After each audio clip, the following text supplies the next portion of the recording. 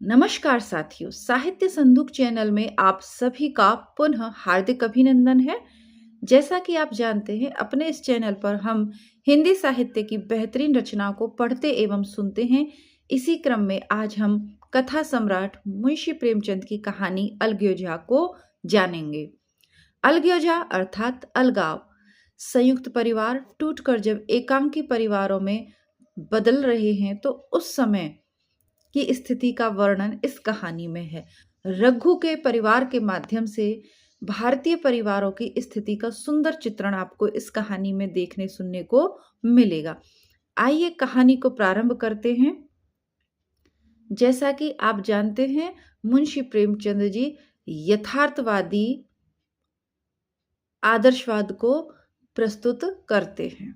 यथार्थ है हमारे समाज का, जो समाज में आसपास घटित हो रहा है, उनके समय में जो घटित हो रहा था उसको प्रस्तुतिकरण तो है, लेकिन अंत में एक आदर्श स्थिति भी है। दुख है, क्लेश है जीवन में, संघर्ष है जीवन में, मानसिक संताप है, लेकिन फिर भी एक सुखद अंत की ओर कहीं ना कहीं ले जाकर छोड़ते हैं अपनी रचनाओं को। एक दो को छोड़ दें तो कहीं ना कहीं एक उम्मीद रहती है कि अगर ऐसा हो जाए तो कितना अच्छा हो। आइए कहानी को प्रारंभ करते हैं। भोला महतो ने पहली स्त्री के मर जाने के बाद दूसरी सगाई की, तो उसके लड़के रघु के लिए बुरे दिन आ गए। रघु की उम्र उस समय केवल 10 वर्ष की थी। चैन से गांव में गुल्ली डंडा खेलता फिरता था। माँ के आते ही चक्की में जुतना पड़ा, यानी दूसरी माँ के आते ही। पन्ना रूपवती स्त्री थी, और रूप और गर्व में चोली दामन का साथ होता है। रूप और गर्व में चोली दामन का नाता होता है। वह अपने हाथों से कोई मोटा काम न करती। गोबर रघु निकालता, बैलों को सानी रघु देता, रघु ही झूठे बर्तन मांजता। भोला की आंखें कुछ ऐसी फिरी कि उसे रघु में सब बुराइयां ही बुराइयां नजर आती। पन्ना की बातों को वह प्राचीन मर्यादा अनुसार आंखें बंद करके मान लेता था। कहते ना, हमारे कहा यही माना जाता ना कि जो दूसरी सौतेली माँ होती है वो बच्चों के साथ अच्छा व्यवहार नहीं करती, और पिता भी उसी की बात मानता। तो वही मर्यादा का पालन यहाँ हो रहा था। रघु की शिकायतों की जरा परवाह न करता। नतीजा यह हुआ कि रघु ने शिकायतें करना छोड़ दिया। किसके सामने रोए? बाप ही नहीं, सारा गांव उसका दुश्मन था। बड़ा जिद्दी लड़का है, पन्ना को तो कुछ समझता ही नहीं। बेचारी उसका दुलार करती है, खिलाती पिलाती है, यह उसी का फल है। दूसरी औरत होती तो निभाा न होता। वह तो कहो पन्ना इतनी सीधी सादी है कि निभाा है। सबल की शिकायतें सब सुनते हैं, निर्बल की फरियाद भी कोई नहीं सुनता। जब आप प्रेमचंद जी को पढ़ते हैं तो ये छोटी छोटी से जो मुहावरे, लोकोक्तियां, या जो स्वयं प्रेमचंद की पंक्तियां हैं, वही बहुत अच्छी हैं। जैसे कि अभी आपने एक पंक्ति पढ़ी कि रूप और गर्व में चोली दामन का साथ होता है, वैसे ही दूसरी पंक्ति सुनिए, सबल की शिकायतें सब सुनते हैं, निर्बल की फरियाद भी कोई नहीं सुनता। रघु का हृदय माँ की ओर से दिन ब दिन फटता जाता था।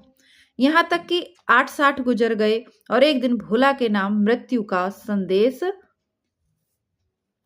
आ पहुंचा। पन्ना के 4 बच्चे थे, 3 बेटे और 1 बेटी। इतना बड़ा खर्च, और कमाने वाला कोई नहीं। रघु अब क्यों बात पूछने लगा? यह मानी हुई बात थी, यानी सबने मान लिया था कि भाई रघु तो वैसे ही निकम्मा और निकृष्ट है, और पन्ना सीधी सादी है, जबकि रघु को कितनी परेशानी हो रही है। लेकिन फिर भी सबने माना कि अब वो क्यों पूछेगा। स्त्री लाएगा और अलग रहेगा, स्त्री आकर और भी आग लगाएगी। पन्ना को चारों ओर अंधेरा ही अंधेरा दिखाई देता था। पर कुछ भी हो, वह रघु की आश्रयत बनकर घर में न रहेगी। जिस घर में उसने राज किया उसमें अब लौंडी ना बनेगी। जिस लौंडे को अपना गुलाम समझा उसका मुंह न ताकेगी। वह सुंदर थी, अवस्था भी कुछ ज्यादा न थी, जवानी अपनी पूरी बहार पर थी। क्या वह कोई दूसरा घर नहीं कर सकती? यही ना होगा, लोग हंसेंगे बला से। उसकी बिरादरी में क्या ऐसा होता नहीं? अरे ब्राह्मण ठाकुर थोड़े ही हैं कि नाक कट जाएगी। यह तो ऊंची जातों में होता है कि घर में चाहे कुछ करो, बाहर पर्दा ढका रहे। यहां भी व्यंग्य है। ऊंची जातों में क्या होता है कि घर में तो कुछ भी करो पर बाहर पर्दा बना रहे। और ये आपने गोदान में देखा था, माता दीन और दाता दीन जो 2 पात्र थे ना, उसमें आपने ये देखा था। वह तो संसार को दिखाकर दूसरा घर कर सकती है, फिर वह रघु की दबैल बनकर क्यों रहे? भोला को मरे 1 महीना गुजर चुका था। संध्या हो गई थी। पन्ना इसी चिंता में पड़ी हुई थी कि सहसा उसे ख्याल आया, लड़के घर में नहीं है। यह बैल लौटने की बेला है, कहीं कोई लड़का उनके नीचे न आ जाए। बैलों के लौटने की बेला यानी गोधूली बेला, संध्या का समय। अब द्वार पर कौन है जो उनकी देखभाल करेगा? रघु को तो मेरे लड़के फूटी आंखों नहीं भाते, कभी हंसकर नहीं बोलता। घर से बाहर निकली तो देखा रघु सामने झोंपड़े में बैठा ऊख की गंडेरिया बना रहा है। तीनों लड़के उसे घेरे खड़े हैं और छोटी लड़की उसकी गर्दन में हाथ डाले उसकी पीठ पर सवार होने की चेष्टा कर रही है। पन्ना को अपनी आंखों पर विश्वास न आया। आज तो यह नई बात है। शायद दुनिया को दिखाता है कि मैं अपने भाइयों को कितना चाहता हूं, पर मन में छुरी रखी हुई है। घात मिले तो जान ही ले ले। काला सांप, काला सांप, कठोर स्वर में बोली। तुम सबके सब वहां क्या करते हो? घर में आओ, सांझ की बेला है, गोरू आते होंगे। गोरू आते होंगे तभी तो गोधूली की बेला कहते हैं ना उसे। रघु ने विनीत नेत्रों से देखकर कहा, मैं तो हूं ही काकी, डर किस बात का है? बड़ा लड़का केदार बोला, काकी रघु दादा ने हमारे लिए 2 गाड़ियां बना दी हैं। यह देख, एक पर हम और खुन्नू बैठेंगे, दूसरे पर लक्ष्मण और झुनिया। दादा दोनों गाड़ियां खींचेंगे। यह कहकर वह एक कोने में से 2 छोटी छोटी गाड़ियां निकाल लाया। 4 पहिए लगे हुए थे, बैठने के लिए तख्ते और रोक के लिए दोनों तरफ बाजू थे। पन्ना ने आश्चर्य से पूछा, ये गाड़ियां किसने बनाई? केदार ने चिढ़कर कहा, रघु दादा ने बनाई है और किसने? भगत के घर से वसूला और रुखानी मांग लाए और चटपट बना दी। खूब दौड़ती हैं काकी, बैठ खुन्नू में खींचू। खुन्नू गाड़ी में बैठ गया। केदार खींचने लगा। चरचर का शोर हुआ, मानो गाड़ी भी इस खेल में लड़कों के साथ शरीक है, अर्थात शामिल है। लक्ष्मण ने दूसरी गाड़ी में बैठकर कहा, दादा खींचो। रघु ने झुनिया को भी गाड़ी में बिठा दिया और गाड़ी खींचता हुआ दौड़ा। तीनों लड़के तालियां बजाने लगे। पन्ना चकित नेत्रों से यह दृश्य देख रही थी और सोच रही थी कि यह वही रघु है या कोई और। थोड़ी देर के बाद दोनों गाड़ियां लौटी। लड़के घर में जाकर इस यान यात्रा का अनुभव बयान करने लगे। कितने खुश थे सब, मानो हवाई जहाज पर बैठकर आए हैं। खुन्नू ने कहा, काकी सब पेड़ दौड़ रहे थे। लक्ष्मण, और बछिया कैसे भागी? सबके सब दौड़ी। केदार, काकी रघु दादा दोनों गाड़ियां एक साथ खींच ले जाते हैं। झुनिया सबसे छोटी थी, उसकी व्यंजना शक्ति उछल कूद और नेत्रों तक ही परिमित थी। तालियां बजा बजा कर नाच रही थी। अर्थात झुनिया की अवस्था भी बोलने वाली नहीं थी, छोटी बच्ची थी। खुन्नू, अब हमारे घर गाय भी आ जाएगी काकी। रघु दादा ने गिरधारी से कहा है कि हमें एक गाय ला दो। गिरधारी बोला, कल लाऊंगा। केदार, 3 सेर दूध देती है काकी, खूब दूध पिएंगे। इतने में रघु भी अंदर आ गया। पन्ना ने अवहेलना की दृष्टि से देखकर पूछा, क्यों रघु, तुमने गिरधारी से कोई गाय मांगी है?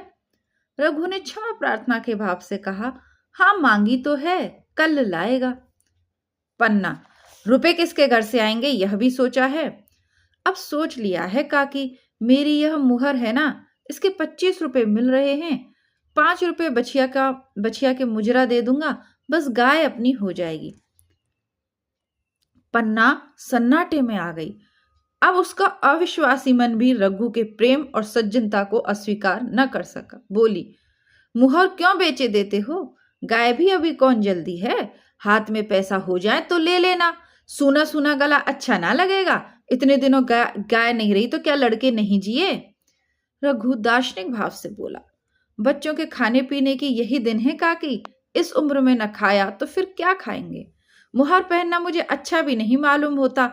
लोग समझते होंगे कि बाप तो मर गया, इसे मोहर पहनने की सूझी है। तो देखिए, ग्रामीण परिवेश का जब चित्रण होता है तो गाय, ये छोटे छोटे खेल, ये सब आ ही जाते हैं। भारतीय समाज में पशुधन होना घर में अनिवार्य था उस समय। तो अब देखें, यही इच्छा किसकी है? गोदान जब आप पढ़ते हैं तो जो होरी है, मुख्य जो नायक है गोदान का, उसकी भी यही इच्छा है कि घर में एक गाय आ जाए, बच्चों के खाने-पीने के यही दिन है। सेम बात कौन सोच रहा है? रघु, यानी घर का चार्ज जिस पे होता है, जो घर का मुखिया होता है, वो घर के सदस्यों की सुख समृद्धि का ख्याल रखता है। कम से कम खाने-पीने का तो ध्यान अ, आते ही गाय की छवि सबके मन में आती है। और फिर गाय से हमारी दार्शनिक या ये कहें कि आध्यात्मिक भावनाएँ भी जुड़ी हुई हैं, धार्मिक भावनाएँ जुड़ी हुई हैं। भोला महतो गाय की चिंता में ही चल बसे, न रुपए आए और न गाय मिली, मजबूर थे। रघु ने यह समस्या इतनी सुगमता से हल कर दी। आज जीवन में पहली बार पन्ना को रघु पर विश्वास आया। बोली, जब गहना ही बेचना है तो अपनी मुहर क्यों बेचोगे? मेरी हंसली ले लेना। नहीं काकी, वह तुम्हारे गले में बहुत अच्छी लगती है। मर्दों को क्या मुहर पहने या न पहने। पन्ना, चल मैं बूढ़ी हुई, अब हंसली पहनकर क्या करना है? तू अभी लड़का है, तेरा सूना गला अच्छा ना लगेगा। मुस्कुराकर रघु बोला, तुम अभी से कैसे बूढ़ी हो गई? गांव में कौन तुम्हारे बराबर है? रघु की सरल आलोचना ने पन्ना को लज्जित कर दिया। उसके रूखे मुरझाए मुख पर प्रसन्नता की लाली दौड़ गई। किसी भी महिला को अपनी तारीफ अच्छी लगती है, चाहे किस रूप में भी की जाए। इसी तरह 5 साल गुजर गए। रघु का सा मेहनती, ईमानदार, बात का धनी किसान गांव में दूसरा न था। पन्ना की इच्छा के बिना कोई काम न करता। उसकी उम्र अब 23 साल की हो गई थी। पन्ना बार बार कहती, भैया बहू को विदा करा लाओ, कब तक नेहर में पड़ी रहेगी। मतलब पहले बाल विवाह हो जाते थे। सब लोग मुझी को बदनाम करते हैं कि यही बहू को नहीं आने देती, मगर रघु टाल देता था। कहता था अभी जल्दी क्या है, उसे अपनी स्त्री के रंग ढंग का कुछ परिचय दूसरों से मिल चुका था। ऐसी औरत को घर में लाकर वह अपनी शांति में बाधा नहीं डालना चाहता था। आखिर एक दिन पन्ना ने जिद करके कहा, तो तुम न लाओगे? कह दिया कि अभी कोई जल्दी नहीं है। तुम्हारे लिए जल्दी ना होगी, पर मेरे लिए तो जल्दी है। मैं आज आदमी भेजती हूँ। पछताओगी काकी, उसका मिजाज अच्छा नहीं है। तुम्हारी बला से, जब मैं उससे बोलूंगी ही नहीं तो क्या हवा से लड़ेगी? रोटियां तो बना लेगी। मुझसे भीतर बाहर का सारा काम नहीं होता। मैं आज बुलाए लेती हूँ। बुलाना चाहती हो तो बुला लो, मगर फिर यह ना कहना कि यह महरिया को ठीक नहीं करता, उसका गुलाम हो गया। ना कहूंगी, जाकर 2 साड़ियां और मिठाई लिया। तीसरे दिन मुलिया मैके से आ गई। तो रघु की जो वाइफ है उसका क्या नाम है? मुलिया। दरवाजे पर नगाड़े बजे, शहनाइयों की मधुर मधुर ध्वनि आकाश में गूंजने लगी। मुंह दिखावे की रस्म अदा हुई। वह इस मरुभूमि में निर्मल जलधारा थी। गेहुआ रंग था, बड़ी बड़ी नुकीली पलकें, कपोलों पर हल्की सुर्खी, आंखों में प्रबल आकर्षण। रघु उसे देखते ही मंत्रमुग्ध हो गया। प्रातःकाल पानी का घड़ा लेकर चलती, तब उसका गेहुआ रंग प्रभात की सुनहरी किरणों से कुंदन हो जाता। मानो उषा अपनी सारी सुगंध, सारा विकास और उन्माद लिए मुस्कुराती जाती है। मुलिया मैके से ही जली भुनी आई थी। मेरा शौहर, देखिए शौहर, शरीके सब उर्दू की शब्दावली है। और आप जानते हैं कि प्रेमचंद ने अपनी प्रारंभिक उपन्यास भी उर्दू में ही लिखे थे, है ना। बाद में उनका हिंदी रूपांतरण हुआ, तो उर्दू की शब्दावली का खूब प्रयोग आपको प्रेमचंद की रचनाओं में मिलेगा। मेरा शौहर छाती फाड़ कमाई करे और पन्ना रानी बैठी रहे, उसके लड़के रईसजादे बने घूमे। मुलिया से यह बर्दाश्त न होगा। वह किसी की गुलामी ना करेगी। अपने लड़के तो अपने होते ही नहीं, भाई किसके होते हैं? अरे जब तक पर नहीं निकलते रघु को घेरे हैं। ज्यों ही जरा सयाने हुए पर झाड़ कर निकल जाएंगे, बात भी ना पूछेंगे। एक दिन उसने रघु से कहा, तुम्हें इस तरह गुलामी करनी हो तो करो, तुम्हें इस तरह गुलामी करनी हो तो करो, मुझसे ना होगी तो फिर क्या करूं? तू ही बता। लड़के तो अभी घर का काम करने लायक भी नहीं है। लड़के रावत के हैं, कुछ तुम्हारे नहीं हैं। यही पन्ना है जो तुम्हें दाने दाने को तरसाती थी। सब सुन चुकी हूं। मैं लौड़ी बनकर ना रहूंगी, अर्थात नौकरानी। रुपए पैसे का मुझे कुछ हिसाब नहीं मिलता। न जाने तुम क्या लाते हो, वह क्या करती है। तुम समझते हो रुपए घर में ही हैं। तुम तो ये समझते हो कि रुपए घर में ही तो हैं, मगर देख लेना तुम्हें जो एक फूटी कौड़ी भी मिले। रघु, रुपए पैसे तेरे हाथ में देने लगूं तो दुनिया क्या कहेगी, यह तो सोच। दुनिया जो चाहे कहे, दुनिया के हाथों बिकी नहीं हूं। देख लेना, भाड़ लीप कर हाथ काला ही रहेगा। फिर तुम अपने भाइयों के लिए मरो, मैं क्यों मरूं? रघु ने कुछ जवाब ना दिया। उसे जिस बात का भय था वह इतनी जल्दी सिरा पड़ी। अब अगर उसने बहुत कुछ किया, तत्थोंत भी किया, तो साल 6 महीने और काम चलेगा। बस आगे यह डोंगा चलता नजर नहीं आता। बकरे की मां कब तक खैर मनाएगी? एक दिन पन्ना ने महुए को सुखावन डाला। बरसात शुरू हो गई थी। बाखर में अनाज गीला हो रहा था। मुलिया से बोली, बहू जरा देखती रहना, मैं तालाब से नहा आऊं। मुलिया ने लापरवाही से कहा, मुझे नींद आ रही है, तुम बैठकर देखो, एक दिन न नहाओगी तो क्या होगा?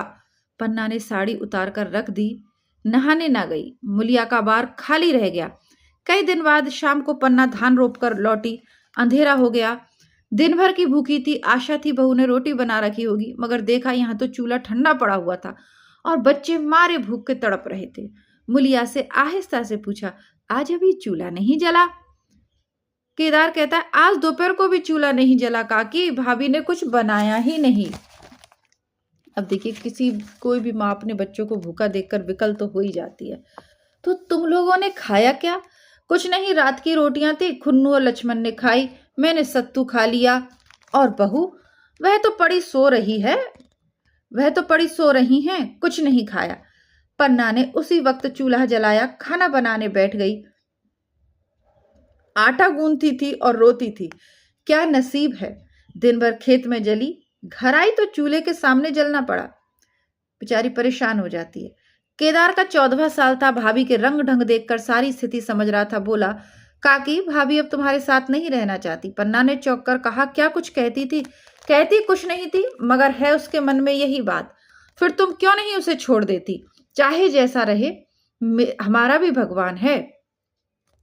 पन्ना ने दांतों से जीभ दबाकर कहा, चुप रहो, मेरे सामने ऐसी बात भूल कर भी ना करना। रघु तुम्हारा भाई नहीं, तुम्हारा बाप है। मुलिया से भी कभी बोलोगे तो समझ लेना जहर खा लूंगी। यानी वो अपने बच्चों को खूब कंट्रोल करती है कि भाई ये बात सही नहीं है। चौथा दृश्य देख लेते हैं। दशहरे का त्योहार आया। इस गांव में कोस भर पर एक पूर्वे में मेला लगता था। गांव के सब लड़के मेला देखने चले। पन्ना भी लड़कों के साथ मेला चलने को तैयार हुई, मगर पैसे कहां से आए? कुंजी तो मुलिया के पास थी, यानी चाबी। रघु ने आकर मुलिया से कहा, लड़के मेले जा रहे हैं, सबों को 2-2 आने पैसे दे दो। मुलिया ने त्योरियां चढ़ाकर कहा, पैसे घर में नहीं हैं। अभी तो तेलहन बिका था, क्या इतनी जल्दी रुपए उठ गए? हाँ उठ गए। कहाँ उठ गए, जरा सुनो। आज त्योहार के दिन लड़के मेला देखने न जाएंगे? अपनी काकी से कहो पैसे निकालें, गाड़ कर क्या करेंगी? खुंटी पर कुंजी लटक रही थी। रघु ने कुंजी उतारी और चाहा कि संदूक खोले के मुलिया ने उसका हाथ पकड़ लिया और बोली, कुंजी मुझे दे दो, नहीं तो ठीक ना होगा। खाने पहनने को भी चाहिए, कागज किताब को भी चाहिए, उस पर मेला देखने को भी चाहिए। हमारी कमाई इसलिए नहीं है कि दूसरे खाएं और मूछों पर ताव दें। पन्ना ने रघु से कहा, भैया पैसे क्या होंगे, लड़का मेले देखने न जाएंगे। रघु ने झिड़क कर कहा, मेला देखने क्यों न जाएंगे? हाँ, सारा गांव जा रहा है, हमारे लड़के ही न जाएंगे? यह कहकर रघु ने अपना हाथ छुड़ा लिया और पैसे निकालकर लड़कों को दे दिए। मगर कुंजी जब मुलिया को देने लगा तब उसने उसे आंगन में फेंक दिया और मुंह लपेट कर लेट गई। लड़के मेला देखने न गए। इसके बाद 2 दिन गुजर गए। मुलिया ने कुछ नहीं खाया और पन्ना भी भूखी रही। रघु कभी इसे मनाता, कभी उसे, पर न यह उठती न वह। आखिर रघु ने हैरान होकर मुलिया से पूछा, अरे कुछ मुंह से तो कहे, चाहती क्या है? मुलिया ने धरती को संबोधित करके कहा, मैं कुछ नहीं चाहती, मुझे मेरे घर पहुंचा दे। अच्छा उठ बना खा, पहुंचा दूंगा। मुलिया ने रघु की ओर आंखें उठाई। रघु उसकी सूरत देखकर डर गया। वह माधुर्य, वह मोहकता, वह लावण्य गायब हो गया था। दांत निकल आए थे, आंखें फट गई थी और नथुने फड़क रहे थे। अंगारे की सी लाल आंखों से देखकर बोली, अच्छा तो काकी ने यह सलाह दी है, यह मंत्र पढ़ाया है, तो यहां ऐसी कच्ची नहीं हूं, तुम दोनों की छाती पर मूंग दलूंगी, हो किस फेर में? रघु, अच्छा तो मूंग ही दल लेना, कुछ खा पी लेगी तभी तो मूंग दल सकेगी। अब तो तभी मुंह में पानी डालूंगी जब घर अलग हो जाएगा, बहुत झेल चुकी, अब नहीं झेला जाता। रघु सन्नाटे में आ गया। 1 मिनट तक उसके मुंह से आवाज नहीं निकली।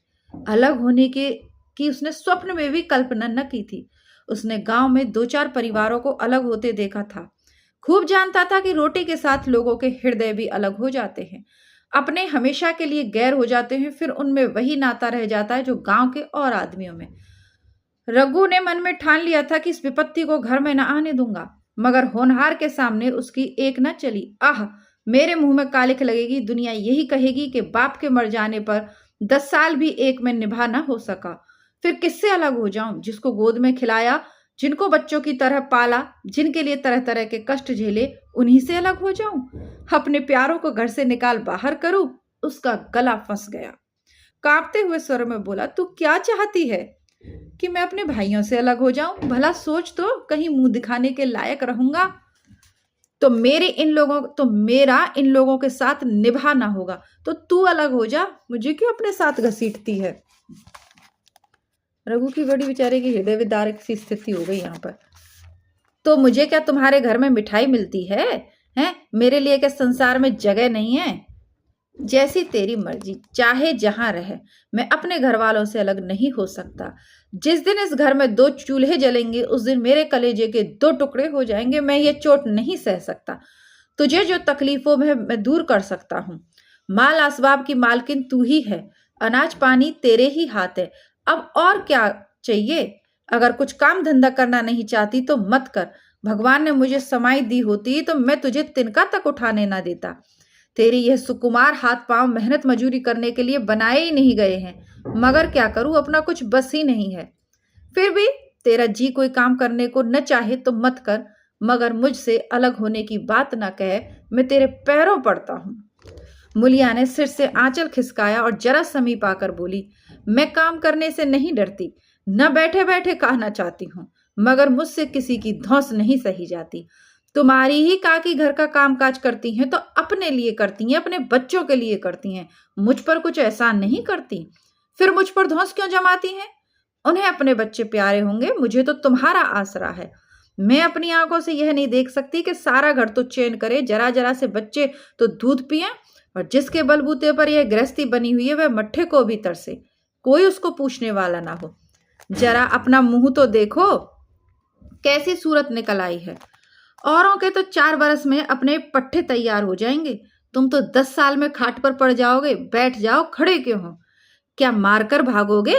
मैं तुम्हें जबरदस्ती ना बांध लूंगी, या मालकिन का हुक्म नहीं है। सच कहो, तुम बड़े कटकलेजी हो। मैं जानती ऐसे निर्मोहिये से पाला पड़ेगा तो इस घर में भूल से ना आती, आती तो भी मन न लगाती, मगर अब तो मन तुमसे लग गया। घर भी जाऊं तो मन यहां ही रहेगा, और तुम जो हो कि मेरी बात तक नहीं पूछते। मुलिया की ये रसीले बातें रघु पर कोई असर न डाल सकी। वह उसी रूखाई से बोला, मुलिया, मुझसे यह ना होगा। अलग होने का ध्यान करते ही मेरा मन न जाने कैसा हो जाता है। यह चोट मुझसे न सही जाएगी। मुलिया ने परिहास करके कहा, तो चूड़ियां पहनकर अंदर बैठो, लाओ मैं मूछें लगा लूं।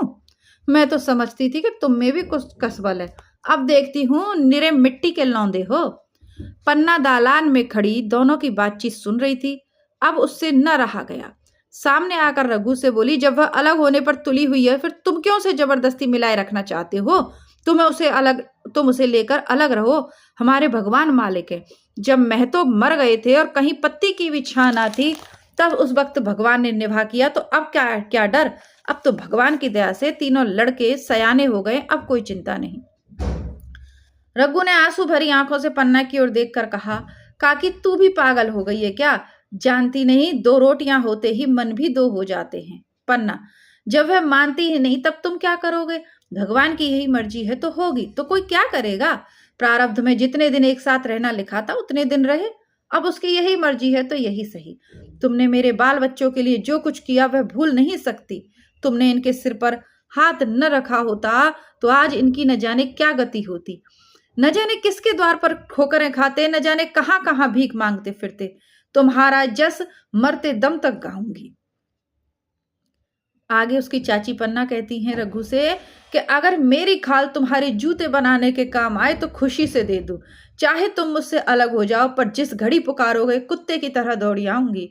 यह भूलकर भी न सोचना कि तुमसे, और क्या कहती है वो, कि यह भूलकर भी न सोचना कि तुमसे अलग होकर तुम्हारा बुरा चेतूंगी। जिस दिन तुम्हारा अनभल मेरे मन में आएगा उसी दिन विष खाकर मर जाऊंगी। भगवान करे कि तुम दूधो नहाओ पूतो फलो, मरते दम तक यही असीस मेरे रोए-रोए से निकलती रहेगी। और आगे पन्ना कहती है कि लड़के भी अगर अपने बाप के हैं तो मरते दम तक तुम्हारा पोस मानेंगे, यानी एहसान मानेंगे। यह कहकर पन्ना रोती हुई वहां से चली गई। रघु वही मूर्ति की तरह बैठा रहा। आसमान की ओर टकटकी लगी थी और आंखों से आंसू बह रहे थे। कहानी लंबी है। 5वां दृश्य कल की कक्षा में देखेंगे, कल के जो नया भाग है उसमें देखेंगे, पार्ट 2 में देखेंगे। तब तक आप प्लेलिस्ट से अन्य कहानियां पढ़ें। प्लेलिस्ट को मैंने आपके सुविधा के अनुसार अलग अलग कैटेगरी में सेट कर दिया है। कृपया चैनल पे आए हैं, कहानी को अब तक सुन रहे हैं, तो जितने भी लोग ये कहानी सुन रहे हैं प्लेलिस्ट जरूर चेक करें। जब आपका मन हो तब कहानी सुन लें, लेकिन प्लेलिस्ट को एक बार चेक जरूर करें, क्योंकि हिंदी की बेहतरीन रचनाएं उसमें आपका इंतजार कर रही हैं।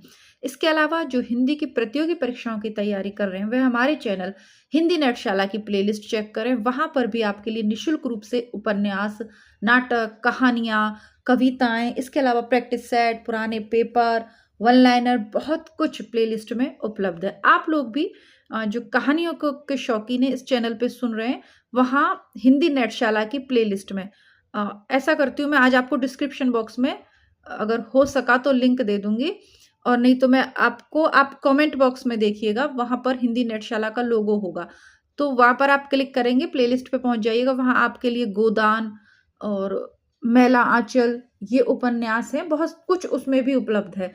धीरे धीरे हम इस पे भी पढ़ेंगे, लेकिन अभी तो वहीं पे उपलब्ध है। इस पे हम पहले अच्छी अच्छी कहानियां, अन्य कंटेंट करेंगे जो उस चैनल पे हमने नहीं पढ़ा। हिंदी नेटशाला चैनल पर वो रचनाएं जो प्रतियोगी परीक्षाओं के सिलेबस में है, गोदान, आपका बंटी, मैला आंचल, ये सब प्रतियोगी परीक्षाओं के सिलेबस में, इसलिए वहां पढ़ें। धीरे धीरे यहाँ पर भी पढ़ेंगे। मिलती हूँ पुनः इसके अगले भाग के साथ, तब तक के लिए नमस्कार, धन्यवाद।